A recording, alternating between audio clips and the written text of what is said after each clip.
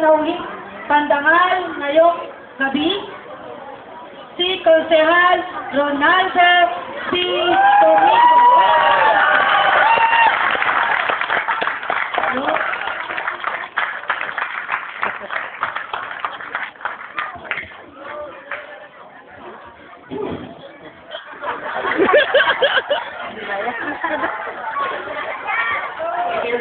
Kaya nga ako tayo ng tayo, parang nagpakasalog na klap eh.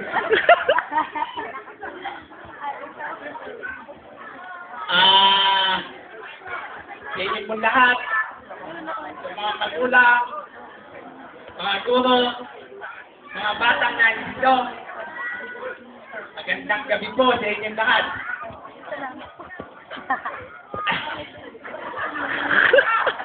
So, hindi na lang yata.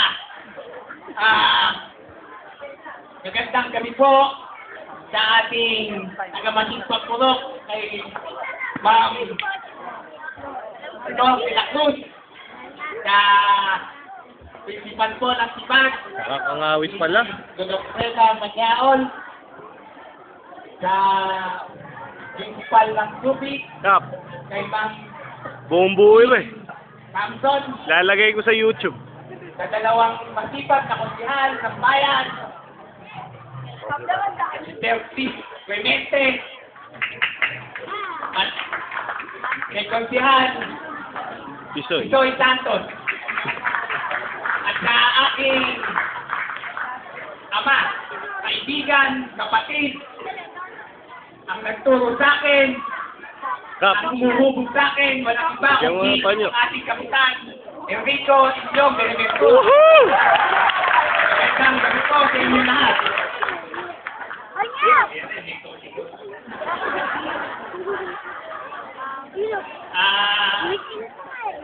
Alam niyo po, nung pinabasa ni Ma'am Sanson yung pagpapakilala sa akin, talagang manihirap din sa akin. Isang malaking karangalan po na ako mapunta po at makapagsalita dito sa inyo. Sa isang katulad ko, hindi ko iniisip na ako ay makapagsasalita dito sa harap nyo. Alam niyo po, nung ako'y nag-aaral dito sa Subic Elementary School, ako po ay pinapang ko ng aking magulang, papasok at pauwi. Minsan po, ang aking mga kaklase ang pumapasan sa akin para makapasok dito. Dumating po yung punto nang ako'y tumuntong sa ika-4 na baita. Sinabi ko sa aking ama, tatay, huwag mo na akong susunduin at ihahatid. Kakayanin kong maglakad para sa akin. Ang ginawa ko po, ako po ay mag-aral lumakad sapagkat ayoko pong gumamit ng saklay o ng linyang sigulog. Sapagkat nung araw po yun, iniisip ko, paano na ako pagdating ko ng high school? Paano na ako pag wala na yung mga kapatid ko, mga magulang ko? Patuloy pa rin ba nila akong papakuhin?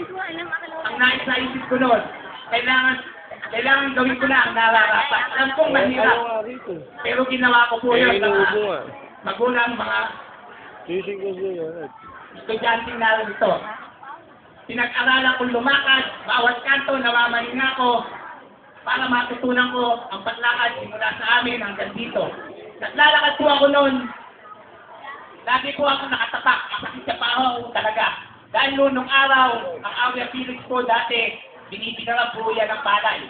Kaya pagtapak ko po, lagi po talaga masakit yung pako. Kaya po ang pako, lintik na kanyo. Makatapak man ako ng upos ng skill baliwala Nung pong ako'y natuto ng maglakad, ang pinag-aralan ko naman po ay mag-stepping. Sapagkat nung nag-aaral ako, nakatapak po ako. Ang stepping ko po, isinusuot ko sa aking kamay. At pag isinusuot ko po sa aking paa, tumitinang po ang stepping yun. Hanggang sa matutunan ko lahat yun. At nang ako po ay nasa high school na, doon ko naisip na tama ang ginawa ko. tama ang pagpupursige at paghihirap na ginawa ko nung ako ay bata pa. At ngayon, narito ako sa harap nyo.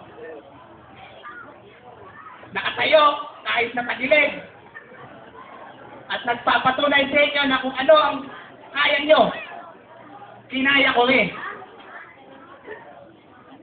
At ngayon po, ako ay naninilbihan sa inyo bilang kagawad ng ating barangay na sa ikalawang pagkakataon. Ay.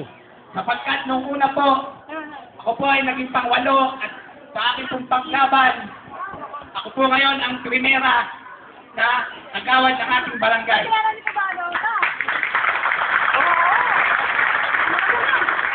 Sinabi ko po sa inyo ang naging experience ako dito sa barangay, sa paaralan ng Subic. Sapagkat gusto kong sabihin sa mga batang narito, kung ano ang gusto nyo na talagang para sa inyo ay tama, gawin nyo. At huwag nyo kalilimutan isang kunin sa inyong mga magulang ang bagay na inyong magiging desisyon. Ah. Alam niyo po, hindi ko po akalain Sa akin yung na katulad ko resibo. ay makapaglilingkod dito sa ating baryo. Kapag titawalaan Diaz. Ay, yung ng gaso. ating mga kababaryo. Kaya po mga magulang, mga kapatid, mga tao na narito, Para patubos na, ano? ang isa lang po masasabi ko ay maraming salamat po sa inyong lahat. Magandang gabi po. Woohoo!